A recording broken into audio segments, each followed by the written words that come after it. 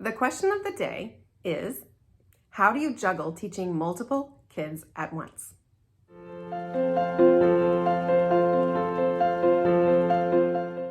That's a great question, and it really is a juggling act when you're schooling multiple school-age kids. Now, how to deal with those babies and toddlers that aren't actually in school yet is a different question.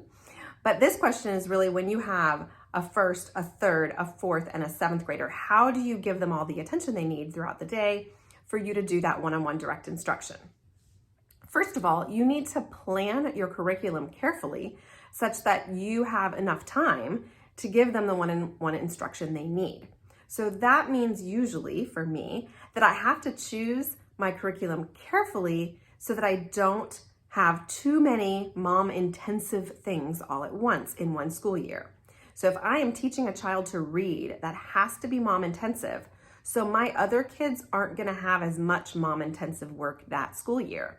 And because we are flexible and each year is new and each season is different, I know that it will come a time when that child will get a big chunk of my attention for whatever that is. So plan carefully that you know how much mom time is needed for a particular curriculum choice with each child, and then make sure that you don't exceed the number of hours that you're available. Also, you can combine kids in content-based subjects. So you might have a first, a fourth, and a fifth grader and decide to pull out the third or fourth grade religion book and do it all together with everybody. Because they're all learning and they're all progressing in their knowledge. You're just doing whatever topic it is together at their level. You can do this with any content-based subjects such as history, literature, science, music, art, foreign language, the kind of things where we could learn as a group and they all can gain the content knowledge. A skill-based subject like math or phonics, you really can't do all together as a group because they're each gonna progress at their own developmental level. So combine when possible.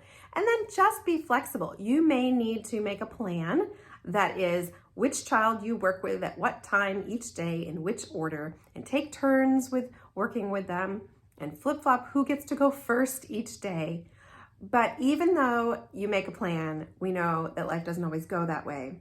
And so we need to be flexible when our kids are having a hard time. We need to move on. A kid needs more attention and we need to give them more time because it's not gonna be a very perfect, outline of how your day would go.